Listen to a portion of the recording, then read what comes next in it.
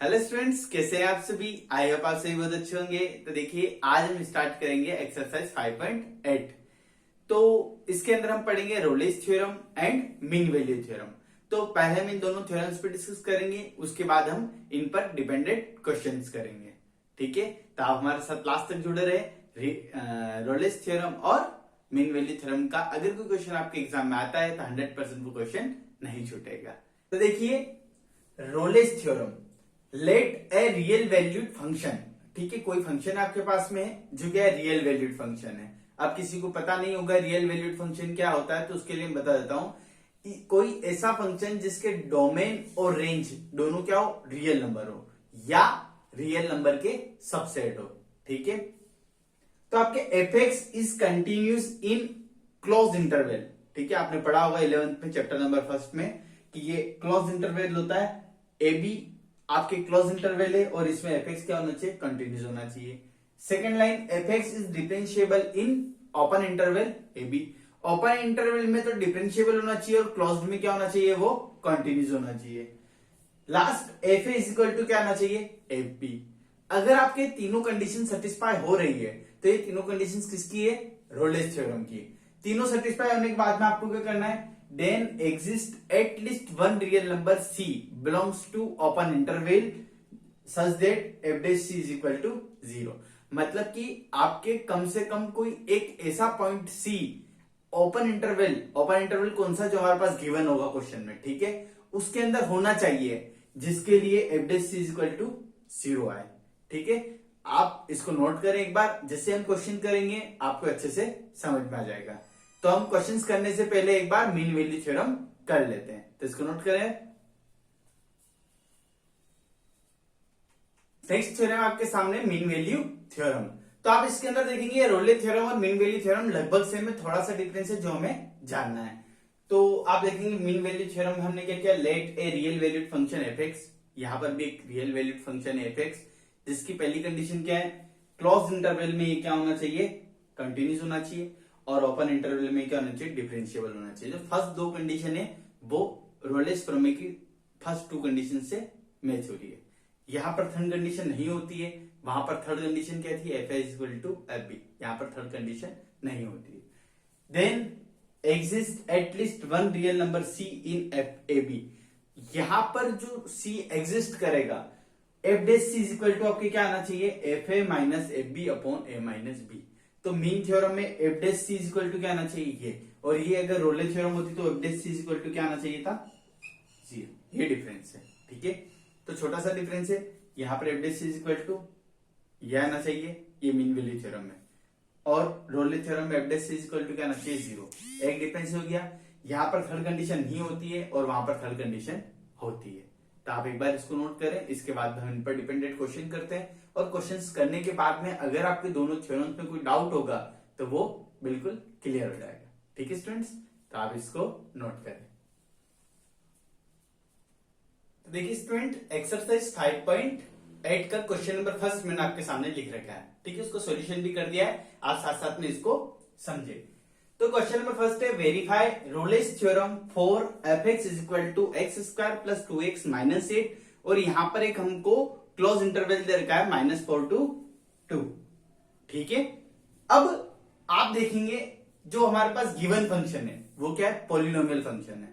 अब polynomial function क्या होता है, किन बच्चों को डाउट होगा तो मैं बताता हूं। ऐसा कोई फंक्शन जो x में इक्वेशन बना रहा हो, ठीक है, जहां पर x की पावर जो होनी चाहिए वो आपके पॉजिटिव इंटीजर होनी चाहिए।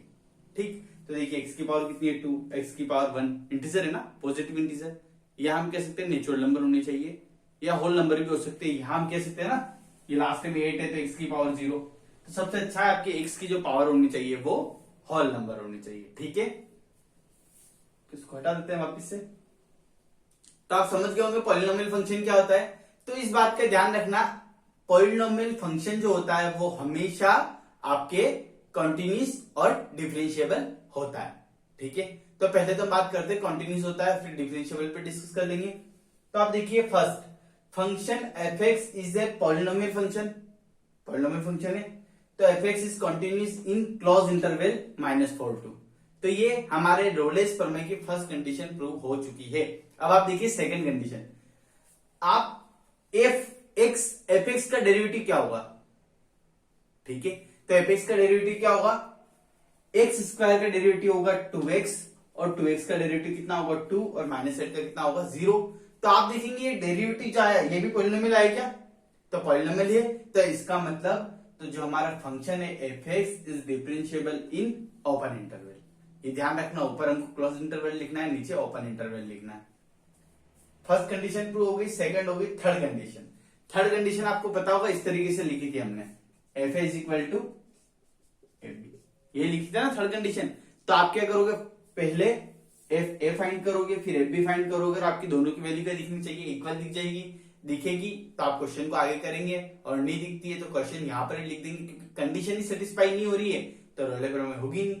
तभी देखते हैं इक्वल आती है या नहीं आती है। तो आप ए की जगह क्या लिखेंगे -4 और बी की जगह क्या लिखेंगे 2। तो हमने एक बार तो f -4 फाइंड किया, एक बार f2 फाइंड किया। तो -4 फाइंड कर रहे हैं तो x की जगह -4 लिख देंगे, ठीक है स्टूडेंट्स। तो देखिए -4 तो आप देखेंगे -4 का स्क्वायर क्या होता है 16, 4 × 2 -8, फाइनली आंसर क्या आएगा 0। फिर हमने क्या लिखा f2 की, तो यहाँ x की जगह 2 लिखा, यहाँ 2 लिखा, कैलकुलेशन आप कर लेना, आंसर क्या आएगा 0। अब आप देखिए यहाँ पर f -4 और f2 की वैल्यू इक्वल आ रही है क्या, आ रही है ना, दोनों की वैल्यू क्या आ रही है 0। तो हम ऐसा लिखते हैं f -4 equal to f2। Third condition prove हो गई क्या, हो चुकी है ना। तो हम यहाँ लिखते हैं all 3 conditions of Rolle's theorem is satisfy. 3 conditions prove हो गई है। तो सबसे पहले आपको ध्यान देना है कि कोई भी रोलेस थ्योरम अगर सेटिस्फाई करानी है या चेक करनी है तो आप क्या करेंगे, 3 कंडीशन सेटिस्फाई हो रही है या नहीं हो रही है। हो रही है तो क्वेश्चंस को आगे करेंगे, ठीक है। नहीं हो रही है तो इसका मतलब जो क्वेश्चन है वो रोले प्रमेय को सेटिस्फाई नहीं करेगा, रोले प्रमेय वेरीफाई नहीं होगी, ठीक है स्टूडेंट्स। अब आप क्या करेंगे, बाद में f dash is equal to 0 लेंगे, हमेशा ध्यान रखना एफ डैश इक्वल टू 0 लेंगे। देखो एफ डैश एक्स कितना आया था 2x + 2, अगर यहाँ c होगा तो यहाँ क्या होगा आपके c। तो आप बताइए एफ डैश c की जगह मैं क्या लिख दूं, 2c + 2 लिख दूं, इज इक्वल में क्या चल रहा है 0। कैलकुलेशन करने पर c की वैल्यू कितनी है -1। आप बताइए -1 इस इंटरवल के बीच आता है या नहीं आता है, -4 फिर -3 -2 -1 आता है, तो आता है। तो इसका मतलब hence Rolle's theorem is verified for f x, और वो इंटरवल जो हमारे पास दे रखा है। आगे स्टूडेंट समझ में, तो आप इसको नोट करें, इसके बाद में हम और क्वेश्चंस करते हैं। देखिए स्टूडेंट्स, नेक्स्ट क्वेश्चन नंबर 2 मैंने आपके सामने लिख दिया है। आपको इस क्वेश्चन में क्या करना है, रोले प्रमेय एप्लीकेबल है या नहीं ये चेक करना है, ठीक है। तो हम लोग किस तरीके से करें, हमारे पास फंक्शन क्या है f इक्वल टू x, इसको क्या बोलते हैं हम, ग्रेटेस्ट इंटीजर फंक्शन। तो ये आप पढ़ चुके हो, और x बिलोंग्स टू 5 to 9। अब देखिए हम यहाँ पर सबसे पहले कंटिन्यूटी की जांच करते हैं, यहाँ कंटिन्यूस हो रहा है या नहीं हो रहा है चेक करते हैं। तो आप देखिए 5 और 9 के बीच में पॉइंट 6 होता है क्या, 7 होता है, 8 होता है। तो इनमें किसी भी एक पॉइंट पर चेक कर लेते हैं, क्योंकि मुझे पता है आपको भी पता होगा अभी। तो हम देखें 6 पे चेक कर लेते हैं। तो 4x इज इक्वल टू 6। अब x इज इक्वल टू 6 पर क्या निकाले हम, LHL निकाले और RHL निकाले। तो आप देखिए LHL निकालता हूं मैं। LHL किस तरीके से निकालेंगे, यहां लिखेंगे हम x और ये 6 माइनस, और यहां लिख देते हैं fx। फिर क्या लिखेंगे हम, s tends to 0 f 6 minus h, ठीक है स्टूडेंट्स। तो किसी स्टूडेंट को समझ में नहीं आ रहा हो तो इसका मतलब उन्होंने पहली वाली वीडियो नहीं देखी हो। तो इसके लिए आपको 5.1 5.2 की वीडियोस देखनी पड़ेगी, ठीक है। सॉरी, ओनली 5.1 की वीडियो देखनी पड़ेगी। तो वो आप देख सकते हैं, आपको जो नीचे डिस्क्रिप्शन है उसमें लिंक मिल जाएगा। तो आप देखिए इसको सोल्व करते हैं। तो आप देखेंगे f x is equal to greatest integer function है, तो हम यहां बाहर क्या आएगा हमारे s टेंड्स टू 0, और यहां क्या आएगा, तो हमें ग्रेटेस्ट इंटीजर फंक्शन का मतलब पता है, इसकी वैल्यू कितनी है कि 5। इक्वेशन 1 दे देते हैं, ठीक है स्टूडेंट्स। क्योंकि ग्रेटेस्ट इंटीजर फंक्शन में क्या होता है कि अगर मैं यहां पर 6 माइनस एच का मतलब लगभग आपके ये, ठीक है।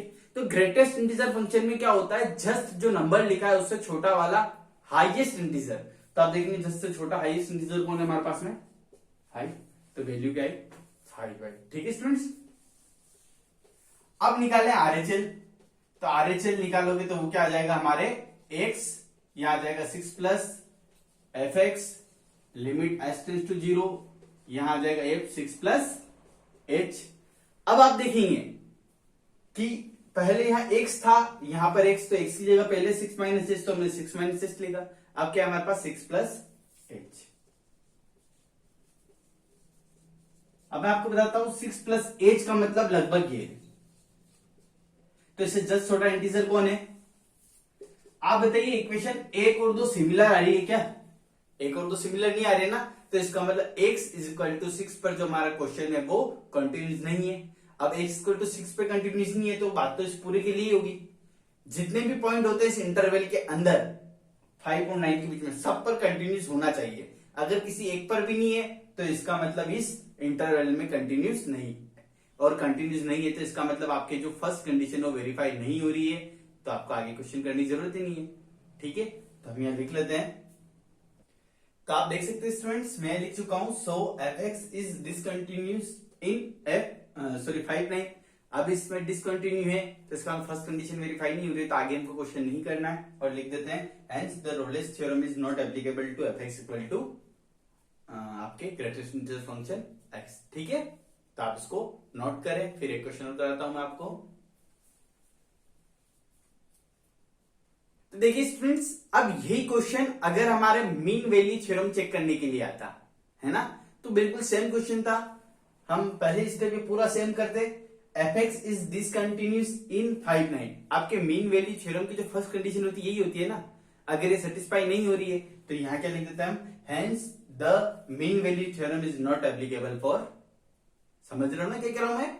तो आपके ये अगर रोलेस थ्योरम है तो फर्स्ट कंडीशन तो सेम ही है, मीन वैल्यू थ्योरम है तो भी फर्स्ट कंडीशन सेम है। अगर फर्स्ट कंडीशन फॉलो नहीं हो रही है तो इसका मतलब दोनों थ्योरम सेटिस्फाई नहीं होगी। तो ये फर्स्ट कंडीशन दोनों के लिए सेम थी। आप समझ चुके होंगे मैं क्या कहना चाहता हूं।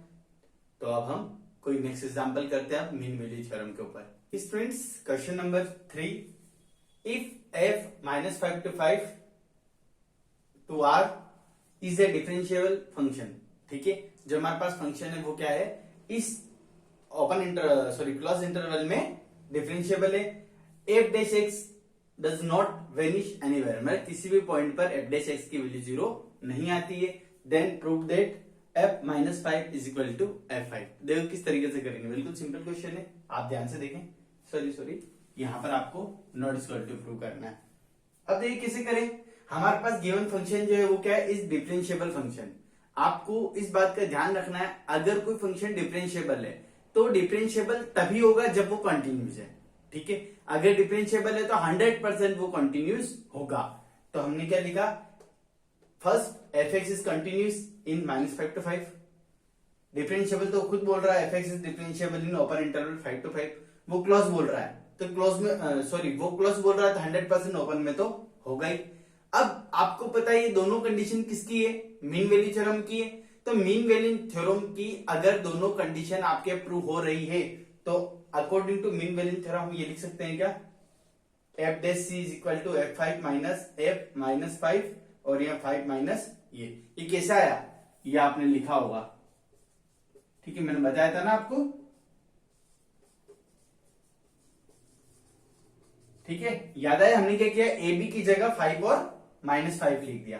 ठीक है, उसमें क्या होता है, बी आगे आता है और ए पीछे आता है। तो बी की वैल्यू रख दी 5 फिर ए की -5 और -5। अब हमने देखा कि हमारे पास क्वेश्चन जो कह रहा है कि F dash x does not vanish anywhere. ठीक है, किसी भी पॉइंट पर इसकी वैल्यू 0 नहीं आती है। तो हम ऐसा कह सकते हैं कि given f dash c not equal to 0। अगर ये नॉट इक्वल टू 0 तो 100% ये भी क्या होगा, नॉट इक्वल टू 0। ठीक है, आपको पता है किसी की भी वैल्यू 0 कब आती है, जब उसका न्यूमरेटर क्या हो, 0। अगर ये 0 नहीं है तो 100% न्यूमरेटर भी क्या होगा, 0 नहीं होगा। आपको पता है ये उधर जाके अपना साइन चेंज कर लेगा, इधर माइनस था उधर जाके प्लस हो गया, और बीच में क्या चल रहा है, नॉट इक्वल टू। तो ठीक है स्टूडेंट्स, आया ना समझ में। तो बिल्कुल सिंपल क्वेश्चन है, आपको इसको ध्यान से समझ के करना है। तो इसके बाद लास्ट हम एक क्वेश्चन और करेंगे और आज के सेशन को कंप्लीट कर देंगे। तो देखिए स्टूडेंट्स, मैंने आपके सामने नेक्स्ट क्वेश्चन लिख रखा है, f x is equal to x square minus 4x minus 3 और इंटरवल दे रखा है 1 to 4। आपको क्या करना है, यहाँ पर मीन वैल्यू थ्योरम को वेरीफाई करना है। तो देखिए किस तरीके से करेंगे। तो आपको दिख रहा होगा जो हमारा क्वेश्चन है वो पॉलिनोमियल फंक्शन है। दिख रहा है पॉलिनोमियल फंक्शन, x की पावर 2, x की पावर 1, x की पावर 0। तो मैंने कहा जहां पर भी पावर अगर होल नंबर हो तो वो जो फंक्शन होता है पॉलिनोमियल फंक्शन होता है। तो ये आपका पॉलिनोमियल फंक्शन है। तो F x is continuous in 1/4। तो हमें पता है जो पॉलिनोमियल फंक्शन होता है हमेशा कंटिन्यूस होता है। इसके बाद हमने क्या किया, इसका एफ डैश निकाला। तो एफ डैश एक्स स्क्वायर का 2x और माइनस 4x का सॉरी यहाँ आएगा 4। तो आपको दिख रहा है जो इसका डिफरेंशिएबल आया है वो भी हमारे पास क्या है, पॉलिनोमियल है। तो इसका मतलब आपके F x is differentiable in 1 to 4। ठीक है, ये दो कंडीशंस हमारी क्वेश्चन नंबर फर्स्ट के साथ मैच कर रही है। अब इसमें थर्ड कंडीशन हमको प्रूव नहीं करनी पड़ती है तो हम कर भी नहीं रहे हैं, हम डायरेक्ट लिख रहे हैं according to mean value theorem आपके F dash is equal to क्या होता है, F B minus F A B minus A. B और ए की वैल्यू हमने क्या किया, 4 और 1 पुट कर ली। अब क्या करेंगे, हम इसको सोल्व करते जाएंगे और सी की वैल्यू फाइंड करेंगे। ठीक है, और जो सी आना चाहिए वो 1 से 4 के बीच आना चाहिए। तो अब बिल्कुल मेरे साथ देखिए हम इसको सोल्व कैसे करेंगे। तो अगर यहाँ 4 है तो हमको यहाँ 4 लिखना पड़ेगा। तो मैं इसको सोल्व करूं तो यहाँ आएगा 4 का स्क्वायर, डायरेक्ट लिख दे मैं क्या, 4 का स्क्वायर 16, 4 इंटू 4 16 और यहाँ क्या आ गया हमारा -3। बीच में क्या है माइनस, पुट करते हैं 1 का स्क्वायर 1, ये हो जाएगा -4 और ये -3। आप ध्यान से देखेंगे नीचे कितना आ रहा है, बताइए ना, 4 - 1 कितना होगा 3। अब देखिए एफ डैश सी की वैल्यू कितनी है बताइए, एफ एक्स की वैल्यू जो है हमारे पास में, सॉरी एफ डैश एक्स की वैल्यू 2x - 4, यहां सी है तो यहां कितना आ जाएगा। ठीक है स्टूडेंट्स, अब आपको क्या करना है, इसको सोल्व करके सी की वैल्यू फाइंड करनी है, फिर पता चलेगा मीन वैल्यू थ्योरम प्रूव हो रही है या नहीं हो रही है। तो देखिए ये से कट कितना बचा -3, यहां देखेंगे -4 और -3 जो होता है -7, -7 + 1 कितना हो गया -6 और वो हो जाएगा +6/3। और कैलकुलेशन करें तो कितना बचेगा ये 1। अब देखिए आपके चल रहा था 2c - 4, -4 तो जाके +4 ये जाएगा 5। तो c इज इक्वल टू कितना हो गया हमारे पास में 5/2, 5/2 2.5। मुझे बताइए 1 से 4 के बीच आता है या नहीं आता है 2.5, आता है ना, तो हमेशा लिख दे में। तो आप क्या लिख दोगे लास्ट में, mean theorem is verified for f x equal to और इस इंटरवल को लिख देना। ठीक है स्टूडेंट्स, तो आप इसको नोट करें और आप ज्यादा से ज्यादा मीन वैल्यू और रोले प्रमेय के जो क्वेश्चंस बचे हुए हैं 5.8 के वो कर सकते हैं। अगर कोई क्वेश्चन आपको नहीं आता है तो आप हमारे इंस्टाग्राम लिंक जो डिस्क्रिप्शन में दिया है उसको फॉलो करके हमें पूछ सकते हैं। आपको हमारी वीडियो अच्छी लगी हो तो वीडियो को लाइक करें, ज्यादा से ज्यादा अपने फ्रेंड्स को शेयर करें और अगर किसी स्टूडेंट ने अभी तक हमारे चैनल को सब्सक्राइब नहीं किया हो तो चैनल को सब्सक्राइब करें, साथ ही बेल आइकन पर जरूर क्लिक करें जिससे नई आने वाली हमारी वीडियो के बारे में आपको पहले पता चले और आप पहले पढ़ सकें। Bye friends.